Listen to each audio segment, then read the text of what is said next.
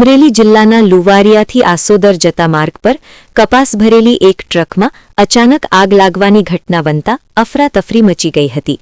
ઘટના અંગે Amreli fire control room ખાતે બપોરે 1:35 ટેલિફોનિક જાણ કરવામાં આવતા જ ફાયર અને ઇમરજન્સી સર્વિસની ટીમ તાત્કાલિક હરકતમાં આવી હતી.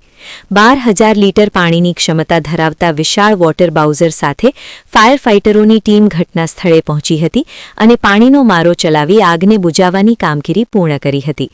સદનસીબે આ અકસ્માતમાં કોઈપણ પ્રકારની જાનહાનિ થઈ નથી, પરંતુ ટ્રકમાં ભરેલા કપાસના જથ્થાને નુકસાન પહોંચ્યું છે. આ કામગીરીમાં ડ્રાઈવર કમ પંપ ઓપરેટર ઋત્વિકભાઈ ભીમાણી, લીડિંગ ફાયરમેન હિંમતભાઈ બાંભણિયા તેમજ ફાયરમેન કમલેશભાઈ ગિલાતર અને ધવલભાઈ ચાવડાએ જોડાઈને આગ પર સંપૂર્ણ કાબૂ મેળવ્યો હતો. રિપોર્ટર મૌલિક દોશી, અમરેલી.